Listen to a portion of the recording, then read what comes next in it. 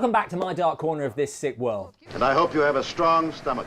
This week we're watching Bert I. Gordon's Beginning of the End with a powerful sense of deja vu. It occurred to me that radiation of some sort might have caused the destruction out there.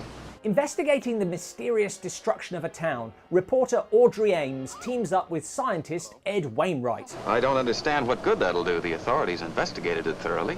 Thoroughly? Maybe you'll see something that the sheriff missed. Yes, I suppose. Some tiny, insignificant detail that only a scientist would spot. Well, that's easily missed. There are probably 200 or 300 of them. So Less easily missed. I've had enough.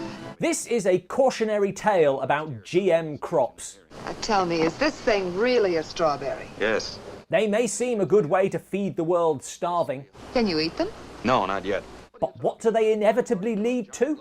Giant locusts are responsible for all of this. Where did they come from? Some locusts must have gotten into the lab and... I find it hard to believe that he didn't notice 200 to 300 locusts breaking into his greenhouse and eating his giant strawberries. Sometime during the night, the town of Ludlow was completely demolished. I find it impossible to believe that no one noticed 200 to 300 8-foot locusts eating an entire town. Only a couple of months ago, it was a warehouse. For a couple of months, a swarm of giant locusts went unnoticed. Well, they gotta be around here somewhere. This is more or less exactly what I said about the amazing colossal man and the deadly mantis. Must be used to it by now. You could say that. Having done over 200 of these, there is a risk of us repeating ourselves. Sort of in danger of becoming unpopular. And that's especially true of the 1950s nuclear giant genre. Well, these days they blame the atom for everything. Bad health, bad crops, bad weather. There's the scientist who takes surprisingly little responsibility for all the lives lost. Oh, no, I haven't.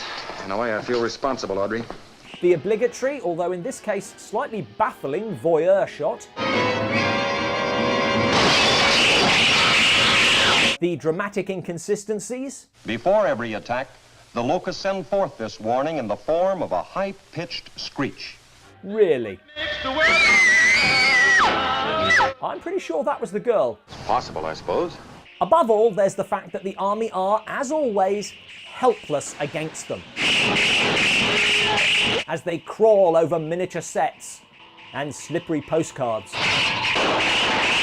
The only way to stop them, short of the A-bomb, You can't drop an atom bomb on Chicago.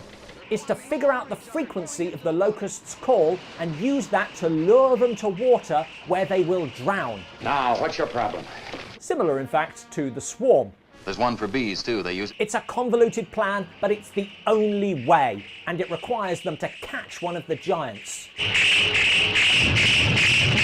At this point, why is no one saying, well, these gas grenades seem to work, let's just use these? Oh, there has to be a logical explanation for this. Is there a logical explanation for this?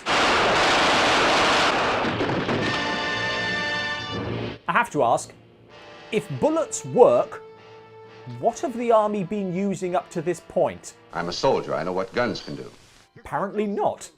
You won't believe this! This is no worse than the deadly mantis, monster from Green Hell, and however many others there are. There could be countless numbers. But that really shouldn't be taken as a recommendation. Well, it was a possibility. We've now seen ants, spiders, wasps, a praying mantis. We're down to grasshoppers. Are there any insects that B-movies overlooked? Let me know in the comments below.